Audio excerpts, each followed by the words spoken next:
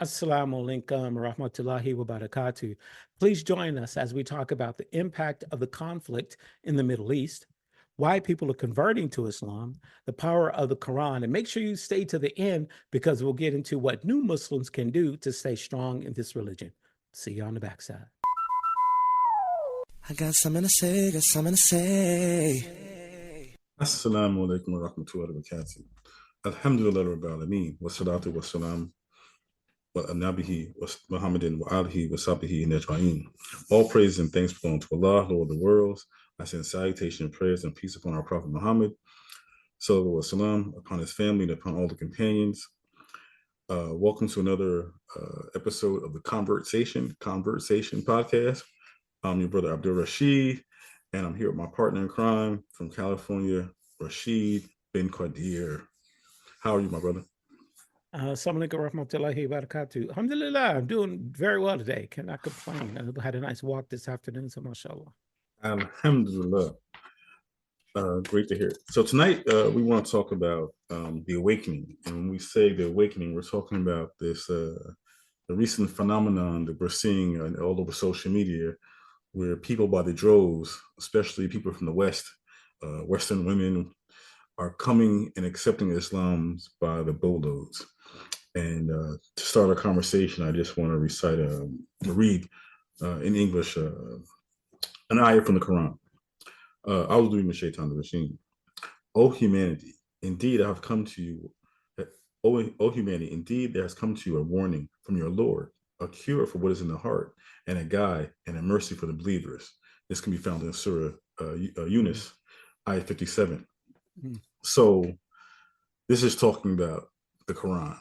The Quran is the cure and the light. And so in light of this social media phenomenon where people are coming to the fold of Islam, I just wanted to highlight this ayah. It's a beautiful ayah.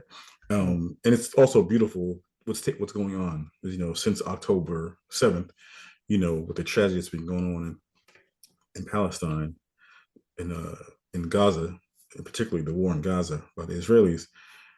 People have seen the tragedy and seen what's going on, and they have come to wonder and be inquisitive about the nature of these people who are so steadfast, and these people who in the face of all this brutality still have the highest level of faith.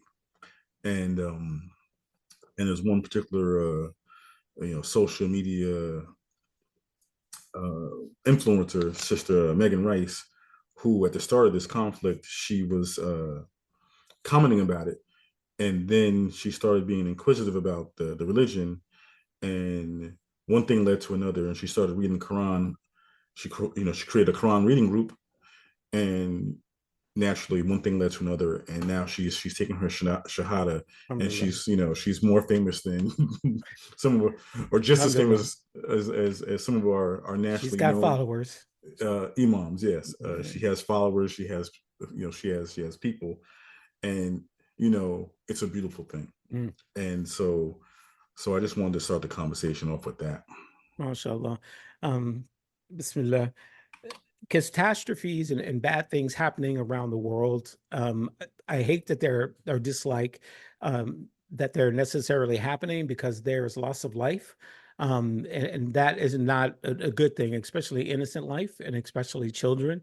That is a very, very, very hard thing to see and a very hard thing to watch. And it hurts your heart and could even make you slip into depression for some people. You know what I mean? So these are hard times that people are watching and people are going through but one thing I also want to add to the situation in Gaza, and I know this podcast is maybe not timely in 3 or 4 months from now, but was the killing of Imam Hassan Sharif in Newark, New Jersey.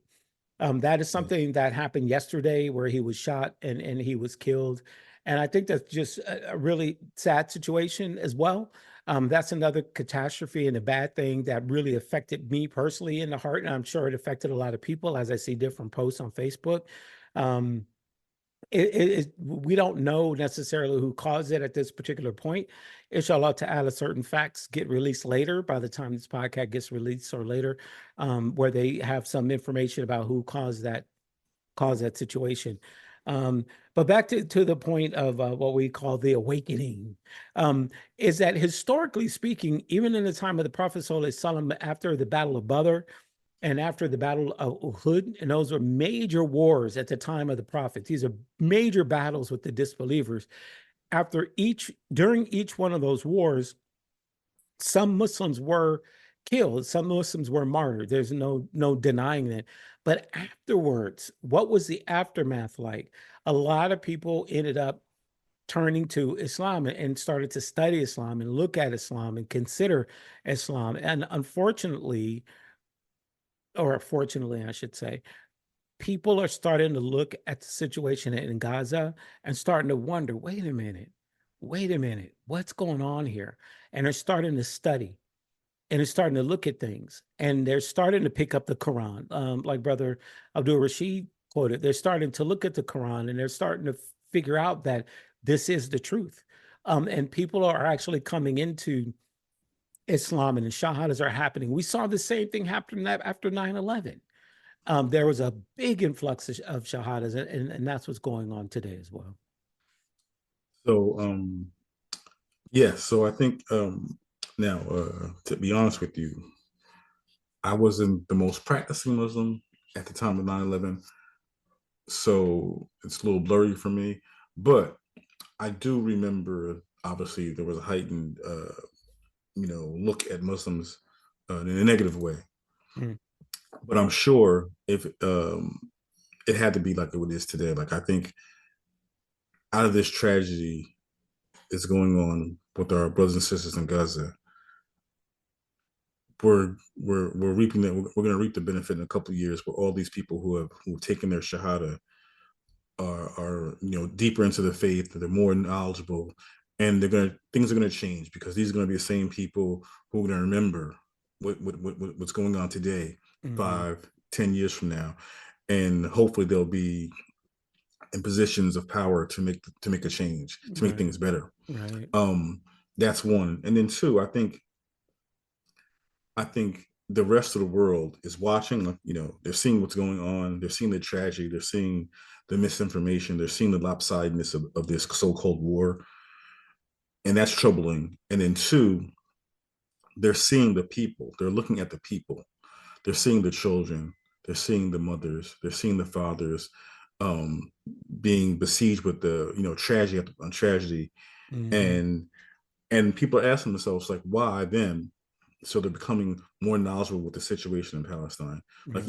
even my imam, who's he's in his 70s, Mhm. he was like, I've been Muslim for 54, 55 years.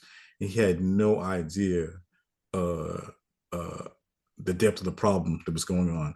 He just, like most people, he overlooked it because it was, we were being spoon fed. Mhm. But now, in this new age of social media, we're seeing these things. Right. And so that's one thing. So I think the world's awakening to what's going on, and they're being awakened to the beauty of Islam, Right. and which alhamdulillah, these are all good things. But also, I think we need to also pause and pump our brakes a little bit and not expect too much from our new Muslims. As you probably have seen, also, our sister Megan Rice, the Haram police have come after her, Right. trying to Don't tell her beat how to, down the new Muslims. Please right, do not trying beat up. trying to Yep. tell her how to do this, do that, do that, Right. and other people who are being vocal about their journey. And I think it's a beautiful thing. I don't know if I would have had the strength to chronicle my journey through Islam, Mhm. the day of. I think some of these people are posting, real time. I took my shahada today at 5 o'clock, and Mhm. they're explaining how they feel, and then 2 hours later, the Haram police is out telling you you shouldn't be doing this, you gotta do that, you gotta do that, you gotta do this, and we need to just chill, just chill, just chill. Um, but nevertheless, I think there is this groundswell around this country and probably around the world and all over the Western world where people are really, really, really curious to learn and to know about Islam, and that's a beautiful thing. Alhamdulillah. Alhamdulillah. Allah's the best of planners. And my dad used to always tell me, all truths will be revealed in time. He used to say that so often. All truths are revealed in time. And Rahim Allah, may my dad have a spacious grave and be granted Jannah Firdaus. Ameen, ameen, ameen. He said so many wise things to me but that one is the one that stuck hard. And I think I can apply that to what's going on now, because people are seeing posts on Facebook, Instagram, and all over the world, and they're seeing the truth. Whereas before, they may not necessarily turn on CNN or Fox News or NBC or anything on TV here in the US.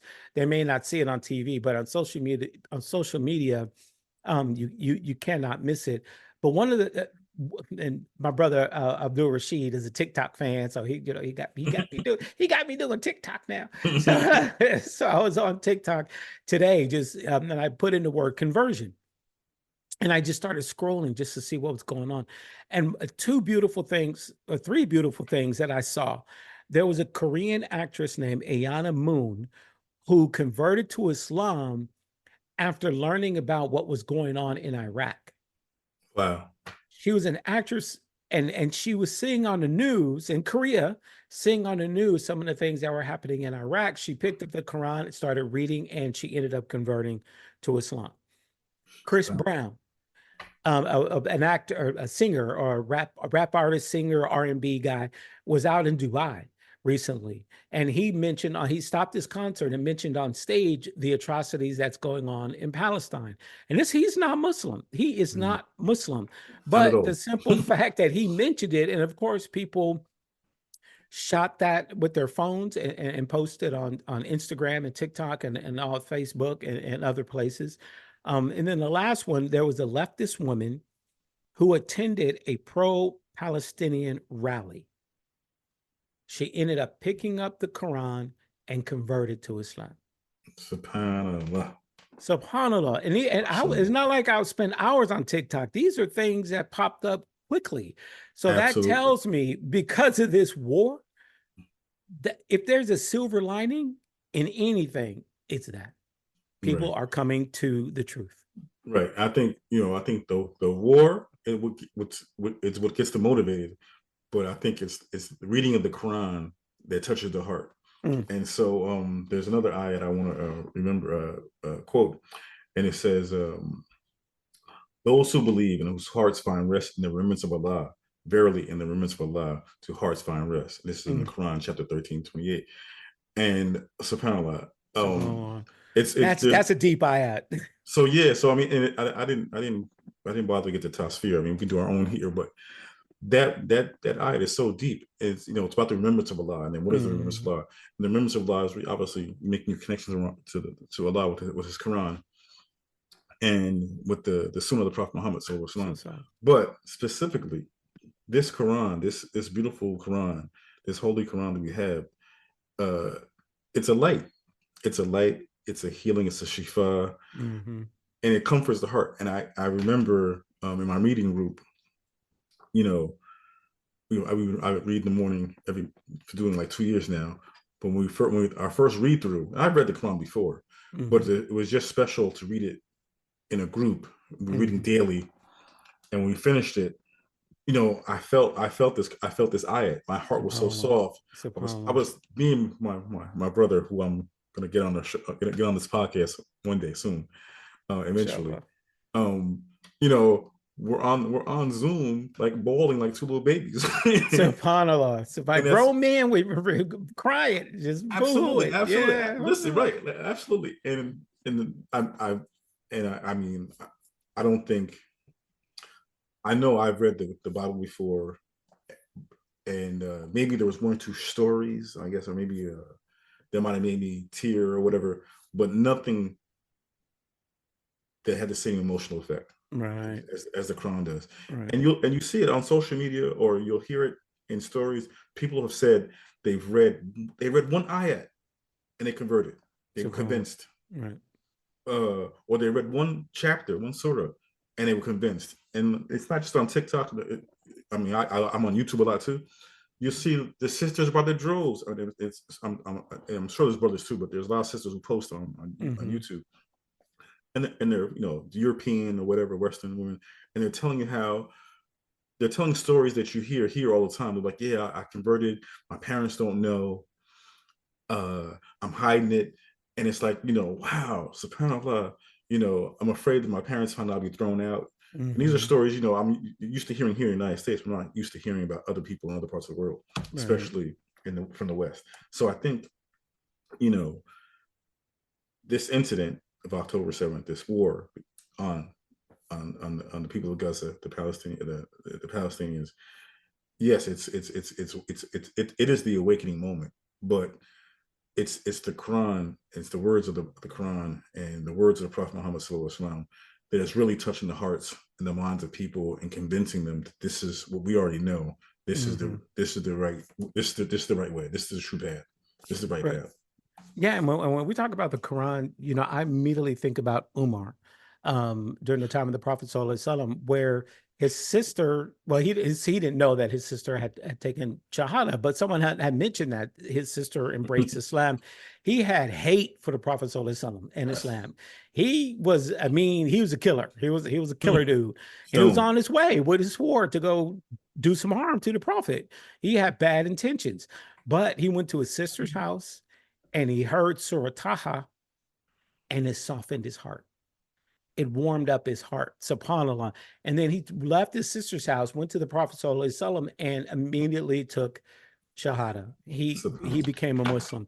That is the power of the Quran. That is the like you said, man, brother, that's the true awakening. People may see Islam and see Muslims being hurt and feel that there's something wrong, that there's something that's not right. And that's what starts their research. Once they start to research and they start to talk to Muslims and start to read the book and maybe even go to a khutbah, and they start tasting Islam, then their heart warms up and they come over. And there was so many people on TikTok who were saying, I want to become Muslim. I want to take my Shahada. I want to take my declaration of faith, but I do not know what to do. There's so many people out there that want to come to this deen, but don't know what to do. So when we see those folks, we just want to be kind and we want to talk to them. And if we see that awakening in different social media spaces and in person, we talk a lot about the Haram police, telling people that everything you do is bad, everything is bad, and you should stop doing this and stop doing that. We get that, but let's be soft and let's be gentle with some of these new Muslims. And today I saw people who had tattoos all over their faces, They ended up taking Shahada. And one of the first things they did was work on getting those tattoos removed. SubhanAllah, what kind of faith is that? Right. And you totally remove that. And the reality is they don't have to, because that's something they did before Islam. Yes. So but if you can, I think Allah knows best, right? Alhamdulillah.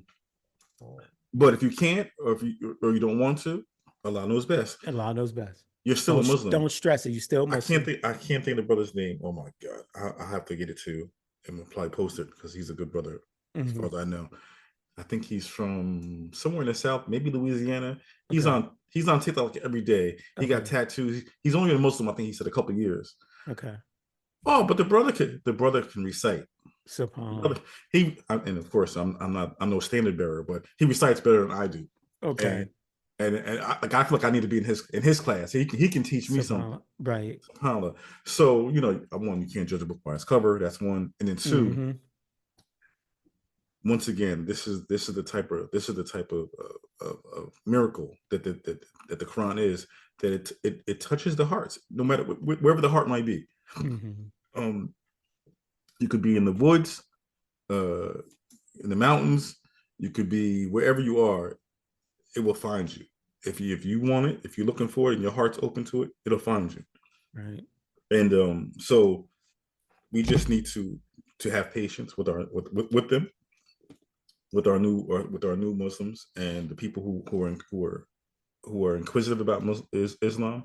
We need to teach them and let them choose for themselves and let them grow and learn at their own pace. You know, it's a journey, right? It's, you know, once you start this journey, it goes on for a lifetime. Right.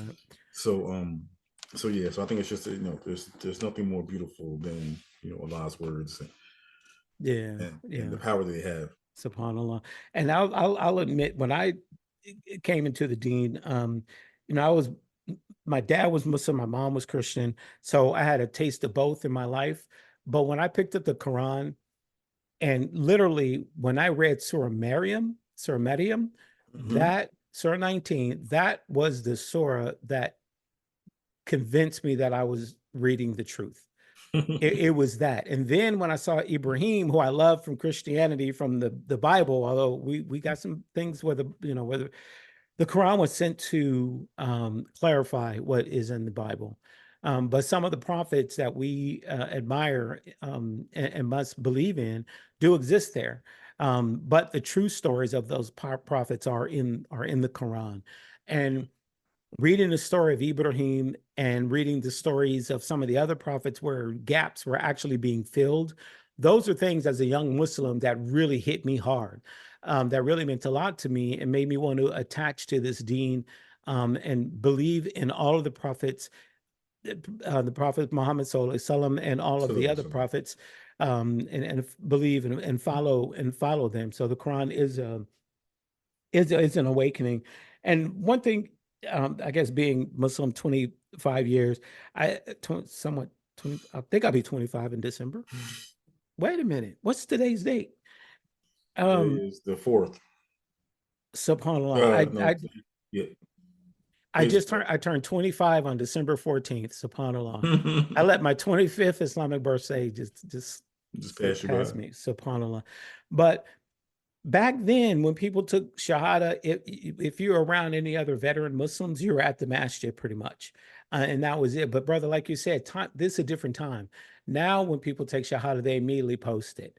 And so the world sees it, and that opens it up for so many people to come in and say things that they should and should not do. So it's a different day. It's a different world. But at the same time, social media is what is broadcasting the atrocities that's happening right now in Gaza. That's the upside to social media. All of this is being blasted out for people to see so that they can be aware of what's truly going on in this world. Absolutely. And I think because the internet, social media, people aren't shy. They're no longer shy about their curiosity. I guess before, people could keep it to themselves for whatever reason, but now you can be whoever you want to be on social media, right? And not only that, the beauty of it is that if you post something, a question or a statement, people will respond. You know, obviously there are people who will respond with not good intentions, but people with good sound hearts, they will respond and give you good sound advice. And so this will help you stay on the track. And so, you know, up until a couple of years ago when I first started reading the Quran with my group in the morning, I couldn't say, someone said to me, what's your favorite surah? What's your favorite ayat? What's your favorite, passage from the Quran? I really didn't have one, Okay. Because, excuse me, because, I look at my conversion stories in two parts. The first part was I converted, mentally, but then a few years back, I did another conversion where I really converted spiritually, and I really got into the deen and started really reading and trying to understand and learn this beautiful deen. So I didn't have, I didn't have a favorite this or favorite that. It was all pretty much the same because I didn't feel really one way or the other about it.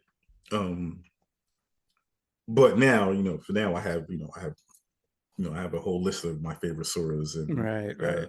Or ayats, and sometimes it's depending on what's going on in your world. What if you're depressed, exactly. It changes if you're from day having to day. a rough day, day to day, And that's that's the also the the beauty of it too, because on any given day, especially if you make that connection every day and try to read at least one ayat, right? You never know, that might be the ayat you read that gets you through whatever you're going through in that moment. And so that's happened to me a million times, 1,000 times, whatever. You're going through whatever you're going through, and you just go and just open up to any random page and just start reading, and but oh, there's your answer. There's your answer Right, right there. right. SubhanAllah, and you just move on. And, you just made that connection. Your heart is your heart and your mind is at rest and at ease. You feel comfort in Allah's words, and you just feel so much. Your level of faith, your iman, is through the roof, right? Hmm. You go from being at the bottom to the top real quick. Um, so so I think that's another thing. And I think people who are curious, that's the experience they're having, and it's a beautiful experience. I wish more people, and I hope more people, and I wish you know all my friends and family who aren't Muslim would just give it a chance. Like people, like I said, people aren't afraid to step out on faith and try to learn something different. And it could be, I think part of it is a lot of these people who are coming to the faith today, especially the ones we see on social media. I think a lot of them might have admitted that they were probably atheists, right? Hmm. They'd given up on God.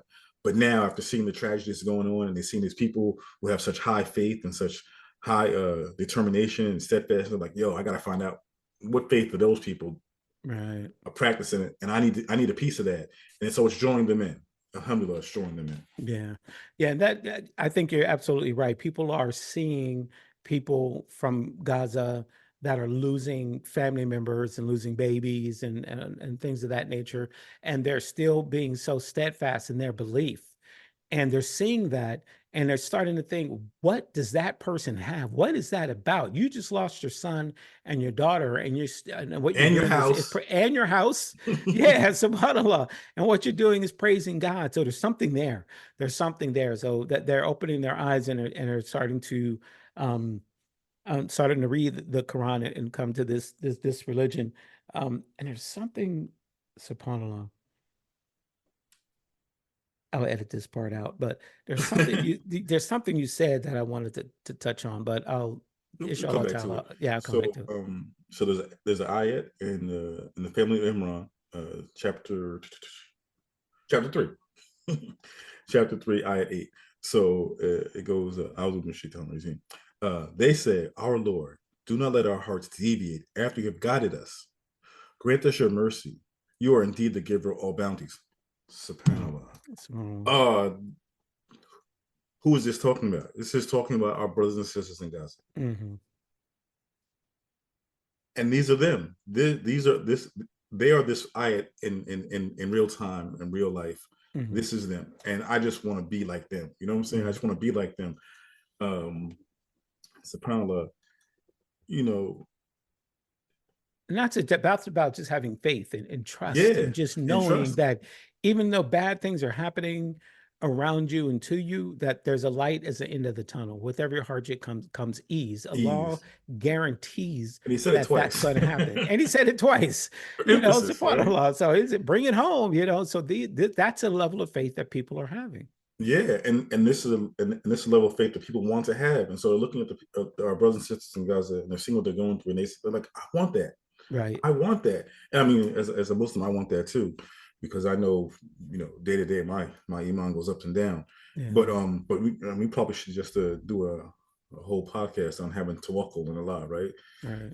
And that's the kind of faith I want the new Muslims to have, because there's so many things coming at them. And Allah subhanahu wa ta'ala reminds us that if you are new to Islam and you're on that path, that Shaitan is going to come at you.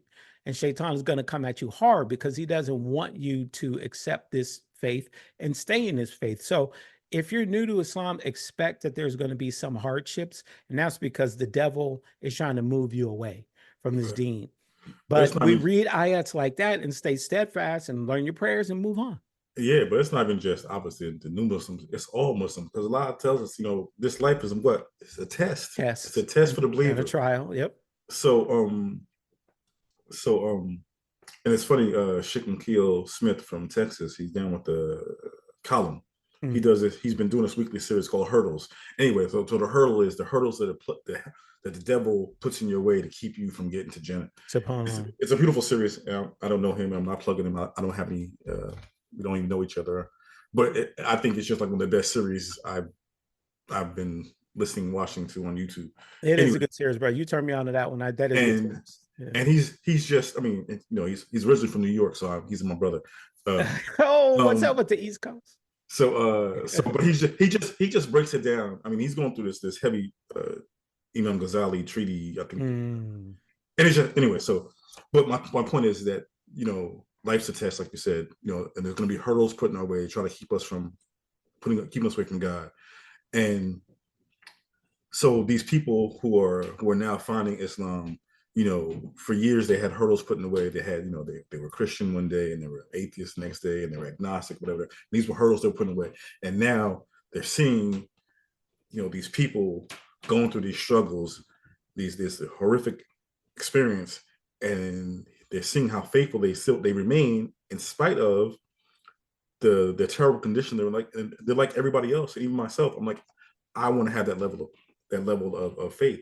I'm trying to get to that level of faith, and I'm one footed indoors. I'm Muslim, but these other people, they want to get all in right now because they want what we have, and what we have is the miracle of the Quran that saves lives, that saves souls. You know what I'm saying? Right. It's a beautiful thing. And the challenge is real, because if you're sitting there and you're watching TV or you see on social media all these deaths and all that, and people, like you said, being steadfast to their deen, but then on the other side of your life, you have all your friends who go out and do things that you necessarily wouldn't do as a Muslim, or your parents are not necessarily going to be happy, joy if you accept this deen. That's got to be an internal struggle for a lot of people. That's a heavy internal struggle. So I suspect there's a lot of people out there in that space right now. They're trying to find their footing and trying to make that decision on what they can do. But as Brother Abdul Rashid keeps reminding us, the Quran, the Quran, the Quran. If you're in that space, my suggestion is just pick up the Quran and just make a dua. Ask Allah, Allah, please guide me. Please show me something. Just give me something today, some food I can eat. And then you open up that page, that Quran, to a random page, especially in the morning time at Fajr and Asr is a really good time to do that. And ask Allah for guidance, and guaranteed your answer is going to be there. If you want to hear it, the truth is there. That's right. So we're running out of time, brother. Mm. So in closing, I would just say that one, yes, what's going on in the world right now, especially in Gaza, Palestine, is a tragedy. But I think out of that tragedy, we are reaping some of the benefits of that. Where the nation of Muslims is growing, and we're having these groups of people who converting some overnight, because of what they've seen and because of mostly because of what they've read, in my opinion. Mm-hmm. And so I tell them what I wish somebody would have told me is that it's a journey. Start off slow. If you're a new Muslim, first of all, you gotta make a connection with the Quran. So you need to start reading the Quran. And more importantly, or just as important, we can all argue about that. Prayer. Learn your prayer. Learn your prayer. Learn your prayer. Start off with just Fajr and work your way around till you get to the fifth prayer, which is Isha. And I don't care what anybody tells you, you don't have to do it all today, but I think every day try to do a little bit more. Try to do a little bit more to get you where you want to be, and don't worry about the rest of what other people say. It's a journey. Right. Go ahead. Alhamdulillah. Yeah, you're right. It's absolutely a journey. And if you are new to Islam, you're a brand new convert, and if you're posting anything on social media and anything, people have a lot to say about you. Just like you said, just stick with the prayer. Put all those other things aside. It is a journey. Everyone has their own path and their own road, and we should not get in the way of that. But at the end of the day, just put your faith and trust in Allah. Look at the Quran and pray.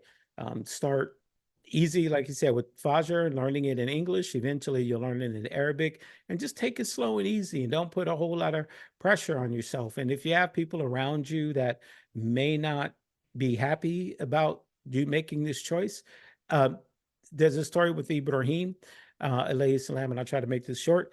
But the Prophet Ibrahim had a father who was non-Muslim, and everyone in the community, when Ibrahim said that he was going to be Muslim, they started to say things to him, but he stuck to his faith, and Allah put him through the fire, and he came out gold. So just hold on to every little piece that you can, and Allah will guide you and keep your feet firm in His path, inshallah ta'ala. So if we've said anything today that was a benefit, make sure that you subscribe and like and say yes to the notifications. There's a group in New York called Mass New York Reverts Connect, and they're having a beautiful fundraiser where they're doing a campaign to send new Muslims on Umrah. And this is the Sadaqah Jariyah for you. So this is going to be a long-standing good deed for you that after your death. And so the link will be in the description field listed below. And again, make sure that you like, share, and subscribe. Subhanaka wa bihamdika ashhadu an la ilaha illa anta astaghfiruka wa atubu ilaik. أعوذ بالله من الشيطان الرجيم بسم الله الرحمن الرحيم والعصر إن الإنسان لفي خسر إلا الذين آمنوا وعملوا الصالحات وتواصوا بالحق وتواصوا بالصبر. السلام عليكم ورحمة الله وبركاته. Wa alaikum assalam wa rahmatullahi wa barakatuh.